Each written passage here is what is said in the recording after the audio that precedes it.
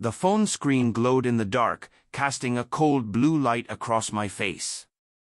I stared at the message over and over, each word stabbing sharper than the last. Cancel the wedding. Found someone better. Don't make this harder than it has to be. No call. No explanation. Just a text from the woman I was supposed to marry in 6 weeks. My thumb hovered over the reply button, chest burning. Humiliation and rage collided inside me, a storm I couldn't control. Slowly, deliberately, I typed one word, done. And hit send. Her name was Claire. To me, she had always been fire, alive, spontaneous, the kind of woman who could light up a room just by walking into it. I was the planner, the steady one, thinking about mortgages and retirement while she laughed at midnight like the world was too dull without sparks. Somehow, I thought we fit. For months, we planned the wedding. Flowers, cakes, playlists, arguments that felt normal at the time. But looking back, the cracks had been there all along, late nights blamed on work, distracted looks, her eyes flicking to her buzzing phone, insisting on separate bank accounts until after the wedding. I told myself it was stress. Weddings were stressful. People got overwhelmed. She still kissed me goodnight. Still whispered, "Love you." But her words were beginning to feel scripted. When the text arrived, I froze in our apartment, the one I'd picked out for us, painted for us, filled with furniture that smelled like promises. My first instinct was denial. Maybe it was a mistake. Maybe she was testing me. But Claire had never been cruel for fun. If she said she found someone better, she meant it.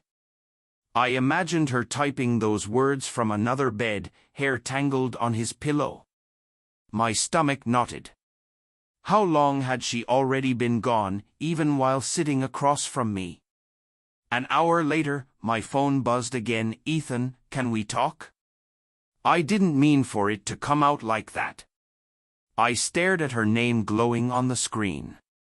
My fiancée, my almost wife, my betrayer. Against my better judgment, I answered.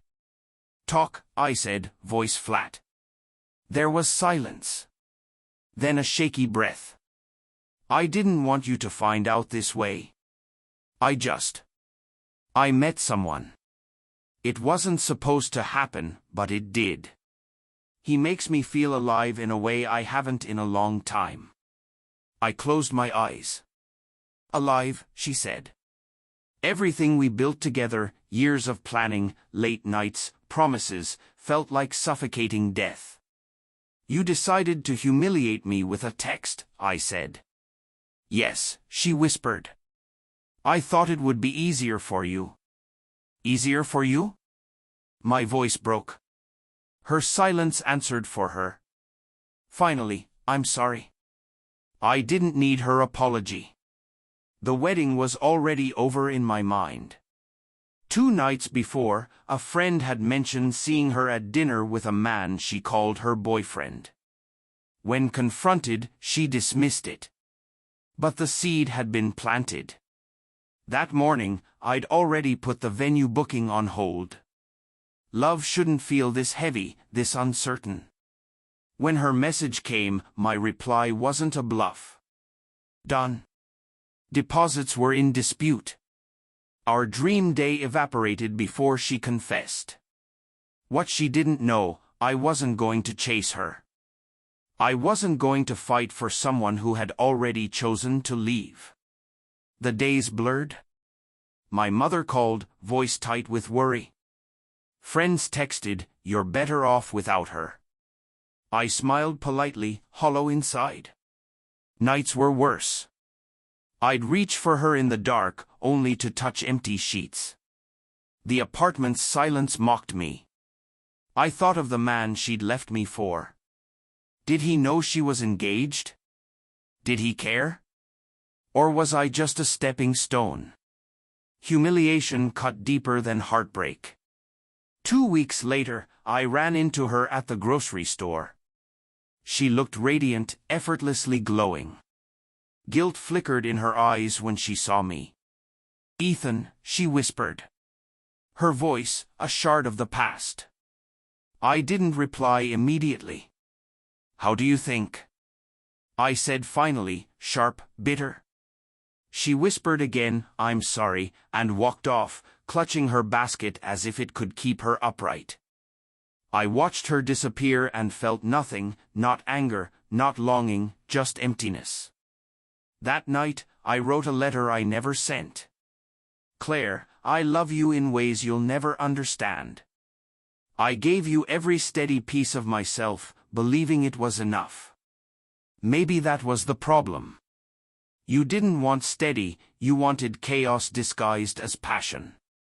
One day, when the fire burns out, I hope you remember the life we almost had. I won't be waiting. I already cancelled the wedding. I've buried the future you abandoned.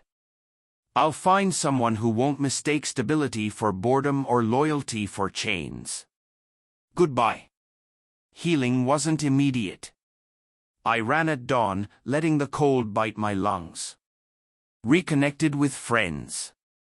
Started a journal, pouring out raw honesty.